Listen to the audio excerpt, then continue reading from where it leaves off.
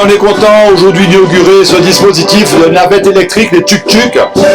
Nous avons été lauréats, la seule ville des Antilles à avoir été lauréate à ce projet qu'on appelle Mobilité Montagne. C'est avant tout un projet d'éco-mobilité. C'est un respect de l'environnement puisque ce sont des voitures entièrement électriques.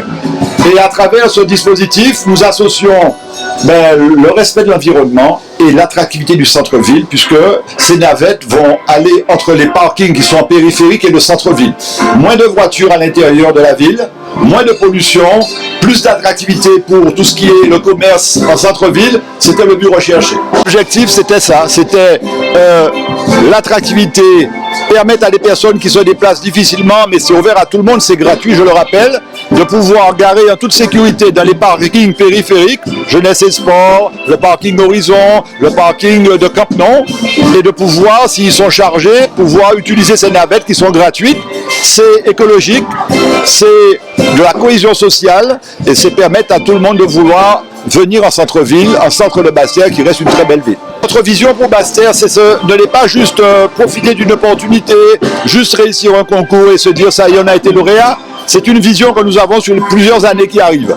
Et donc ça rentre dans justement cette attractivité. On a commencé la rue piétonne qu'on a étendue, on arrive à la rue de la République, on va poursuivre le travail au niveau de la rue de la République jusqu'au marché et également la place des esclaves. Donc il y a une logique dans nos projets et cette écomobilité permet de rendre encore plus attractif le centre-ville tout en respectant l'environnement.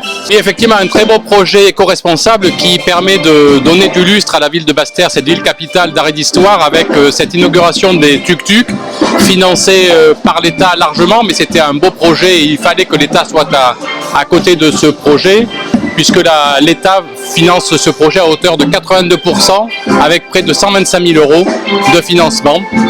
Donc un projet à la fois qui se tourne vers tous les usagers de la ville, puisque vous le savez, la ville de Basse-Terre c'est 10 000 habitants, mais c'est aussi 40 000 habitants qui vivent, traversent ou travaillent sur Basse-Terre chaque jour.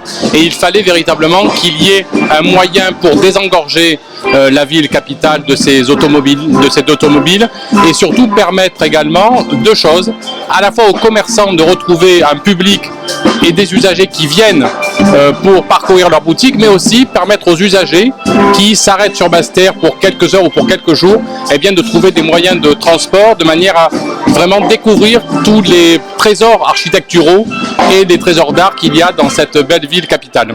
Écoutez, il n'y a pas de bon projet qui ne trouve pas de financement. L'État est là parce que c'est effectivement un bon projet.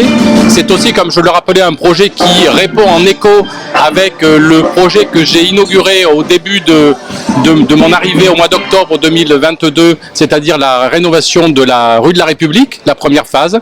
Et donc on est vraiment dans une dynamique de rénovation et d'embellissement de la ville de Basse-Terre, tant en termes de projets en dur et également des projets qui participent au bon fonctionnement de la vie dans la ville, avec notamment une facilitation pour la circulation des automobiles.